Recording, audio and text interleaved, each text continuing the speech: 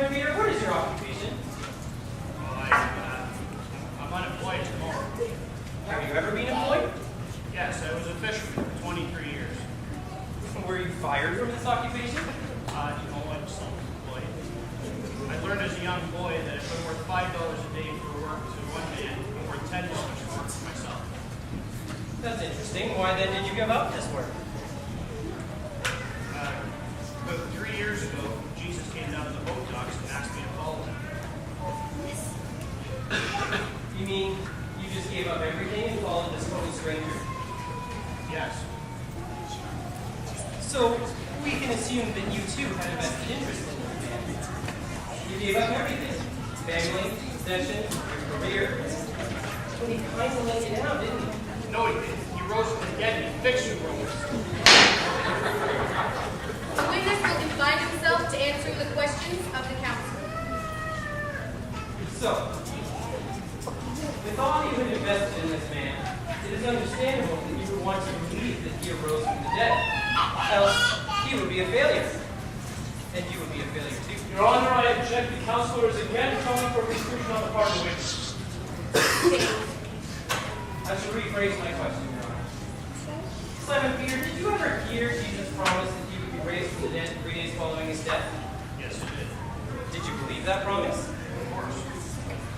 If then he did not arise from the dead, would he not be a liar? Well, I guess so. Simon Peter, did you believe that Jesus was the Son of God? He was and is the Son of God. Have you always felt this way? Are you sure? Is it not true that on the evening of April the 24th, you denied him not once, but 3 times? Yes, but Your Honor, you felt guilty? I'm sorry for what I did.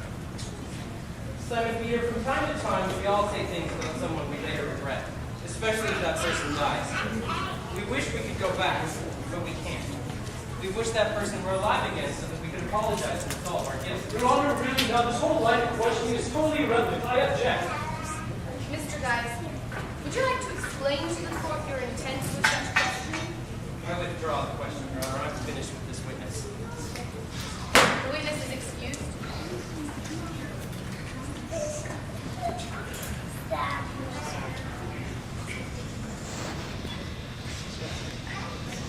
Mr. Flavius? Your Honor, I call the following Cleopas to stand.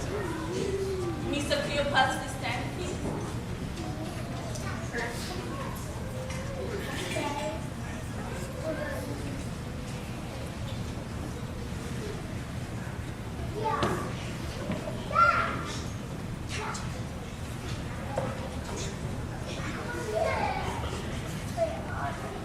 Raise your right hand and state your name. I follow you, Cleopas. Do you solemnly swear to tell the truth, the whole truth, and nothing but the truth? I do. Proceed. Mr. Cleopas, would you please tell the court what happened to you on the afternoon of April 25th? Well, a friend and I, we were walking from Jerusalem to Emmaus, to my home there. And I'll tell you, we were really sad about what happened in Jerusalem. Referring to the crucifixion of Jesus. Yes. What happened then? Suddenly, this stranger joined us on the road, and we told him everything that had happened in Jerusalem.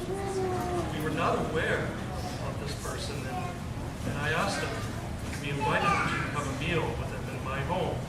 And as we sat around the table, we saw his hands. They were scarred where the nails had pierced them. And did he tell you who he was? Yes, he said, I am the one who you've been talking about. Meaning Jesus of Nazareth? Yes. No more questions, Your Honor. Mr. Guys? Mr. Cleopas, do you believe Jesus was the Son of God? Oh, yes. Did you ever have any personal contact with Jesus before your stated meeting on April the 25th? No, I heard him teach from a distance, but I never met him personally until April the 25th. So, when this total stranger walks up to you and tells you he's Jesus of Nazareth, you just assume he's telling the truth? Yes, but there were the nails on it. There were No more the scarred questions. hands on it. The witness is excused.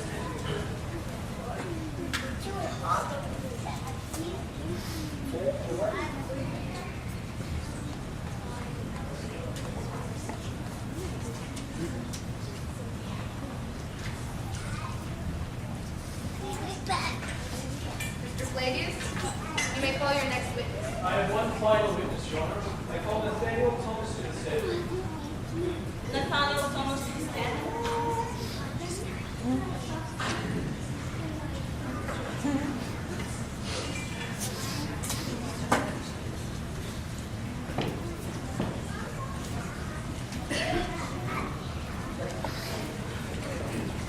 Raise your right hand and state your name. Nathaniel Thomas. Do you solemnly swear to tell the whole truth and nothing but the truth? I do. Be seated. Mr. Thomas, would you please tell the court what happened to you after the death of Jesus on April 22nd? Well, I had become very disillusioned and disappointed after the crucifixion. You see, I had been following Jesus for several years, and I had finally begun to believe that I had found the real Messiah. But after the crucifixion, I began to believe that it had been nothing but a hoax. Well, with Jesus now dead, I had no one left to follow. I decided to go look for him. Would you tell the court what happened to you 10 days later?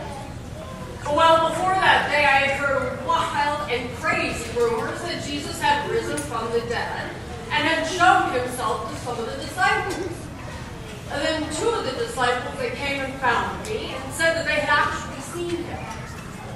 Well, at first, as you can imagine, I had my doubts. I just didn't want to get involved in anything crazy again and become disillusioned once more. I told them that I would have to see the wounds in his hands and his feet, and not only that, but place my hands in those wounds before I'd ever believe. They had a hard time convincing me, but finally I was persuaded, and I went with them to Galilee, where they said Jesus would be here. And did you go to Galilee? Yes, and it was amazing. We were at it was Andrew's house, and suddenly Jesus was there. Did he speak to you? Yes. He came up to me and he placed out his hand and took my hand, put it in his, and then placed my hand in his wounds. So you actually touched Jesus 10 days after his death? Yes, and if I may add, he also said to me, Thomas, because you have seen me, you have believed. But blessed are those who have not seen me, and yet they believe. Interesting. So you saw him with your eyes, and you heard him with your ears, and you touched him with your hands. Yes. No more questions, Your Honor. Mr. Guy?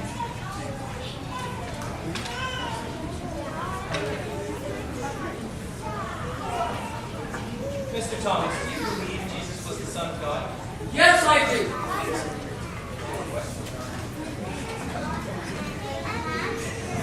The witness is excused.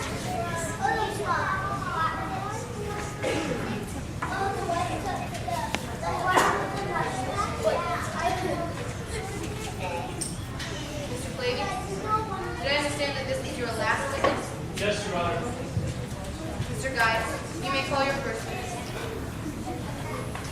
Your Honor, I have only one witness. I call First Sergeant Justin Marcus.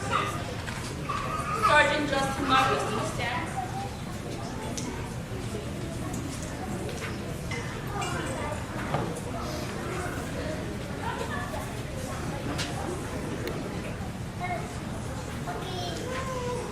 Raise your right hand and state your name.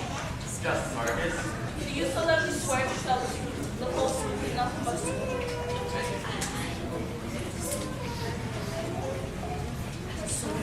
Sergeant Marcus, what is your occupation? I am the first sergeant of the 34th Regiment of the Roman Army.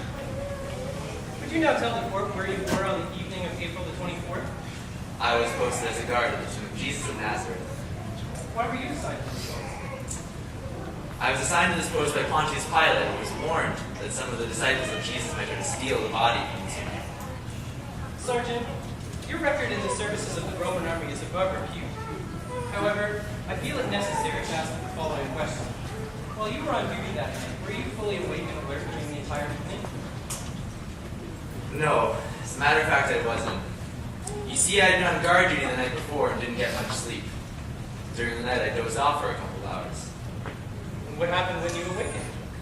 I saw that the stone had been rolled away and the body of Jesus was gone. Is it possible that someone could have come during the night and taken the body while you were asleep? Yes. No more questions, Your Honor. Mr. Flavius, do you wish to cross-examine this witness? I certainly do, Your Honor. Sergeant Marcus, you testified that it was possible for someone to have taken the body from the tomb when you were asleep. That is correct. Sergeant, many things are possible. It's possible that you could jump off the temple in Jerusalem, isn't it? I guess so. I must warn you, Sergeant, that in this court, we are interested in facts and not vague possibilities. Are you able to give this court any evidence that someone actually took the body from the tomb? No. Let's take a look at what actually happened. Were you present when the body of Jesus was placed inside the tomb?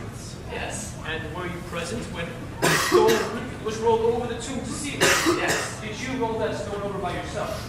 No, there was myself and 3 others. And did you use any tools or instruments? Yes, the boards and chain. Sergeant, you testified that you fell asleep while guarding the tomb. How far away from the tomb were you when you fell asleep? About 5 feet. Sorry, could you say that a little louder? I don't believe the jury heard you. About 5 feet. 5 feet? That's not even as tall as you are, is it? I will have order in my courtroom. I have one final question. That was bad. Sergeant, are you a heavy sleeper? Your Honor, counsel is purposely harassing the witness. I'll withdraw my question, Your Honor. I'm through with this witness. The witness is excused.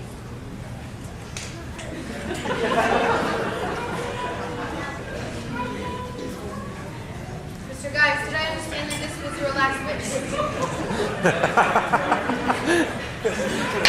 I will have order in my courtroom.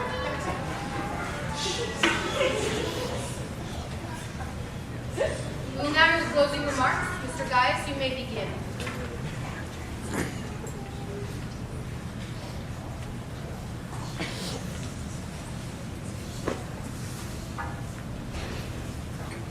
Ladies and gentlemen of the jury, at the beginning of this hearing, I stated my position that I would show to you beyond the shadow of a doubt that this alleged resurrection of Jesus of Nazareth is nothing more than a hoax and a fabrication of the imagination and totally alien to the truth.